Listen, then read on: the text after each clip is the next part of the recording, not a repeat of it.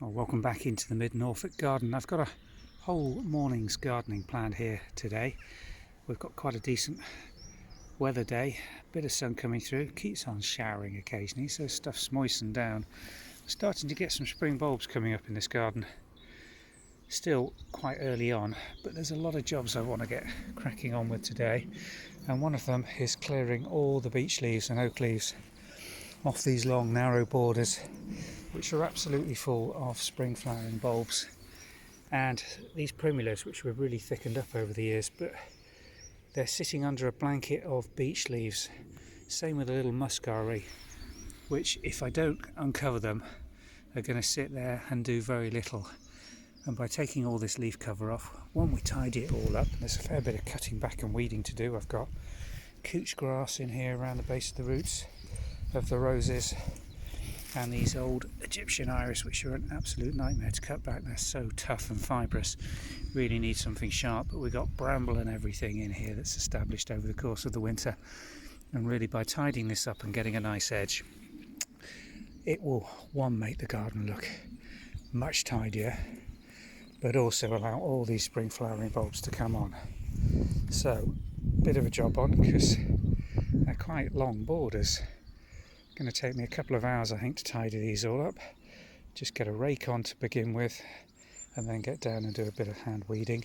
And it will also allow me to cut back these herbaceous perennials, so that we see the fresh growth coming up. It'll just take it from winter through to looking more spring-like, and do a real makeover on this garden. So I'm going to crack on with that, and I'll show you how I get on later on this morning. Well, I've made my way along the first bit of this border at the top on one side, and you can just see the huge number of muscari that are coming through. Some of them quite yellow. Just look at those ones at the back there. They've been under a thick blanket of mixed beech and oak leaf, and they really haven't got much chlorophyll into the leaf yet, but I'm not worried about that. They will green up now that they're exposed to the light, and still a good chance that these will come on and flower nicely for us. We've got a lot of hyacinth in this border as well. Hasn't been doing particularly well.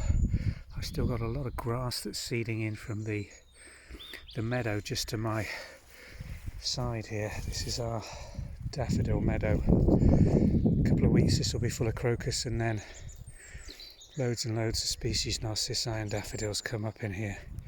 Give us a beautiful show every year, but it does mean we can't cut it back until quite late in the season, usually about end of July, beginning of August. And we get a lot of grass seed, as you can see, causing problems into this border.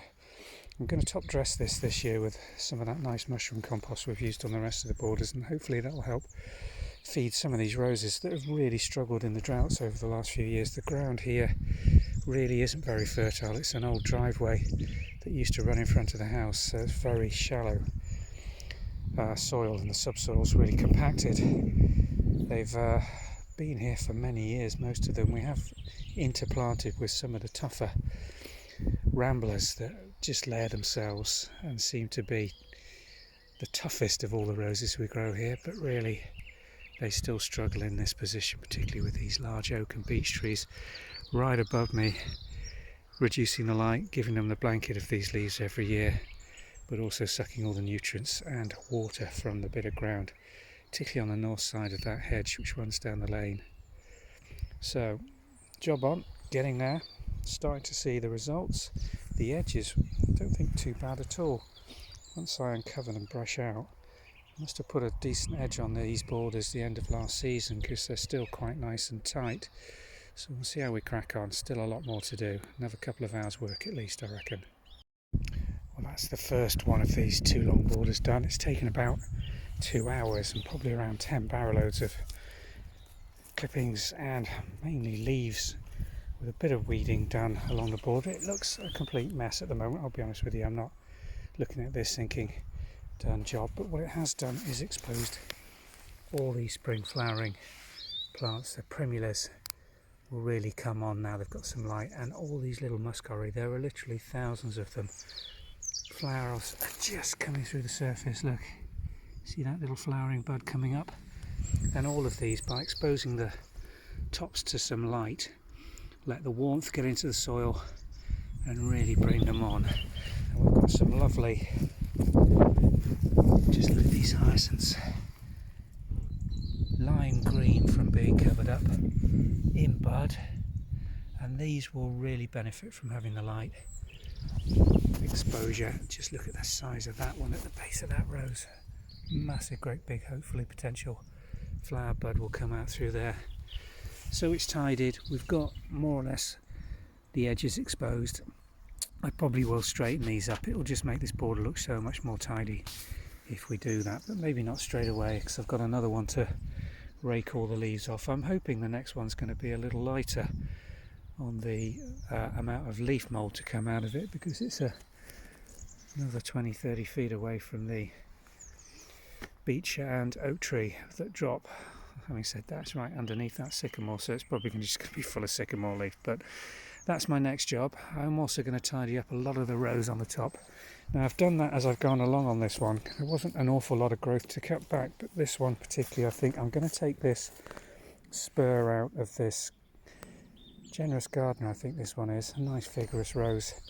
That does mean we're going to lose all the flower off there, but it's starting to come out and overshadow the flowers underneath it, and I want to try and keep it as quite a narrow arch of roses in the centre of this border rather than spreading out and becoming a shrubbery. So that's going to come out, and looking at that, because we've got all the dye back on this one to there, I will probably, because it's crossing that new young growth, try and get as low down towards the base to take that whole stem out. Got plenty of other growth that's almost to the top of this rose arch that'll fill in for this year, and all the vigour and growth instead of going out through these buds should hopefully give us some new fresh growth from the base and some flower during this season.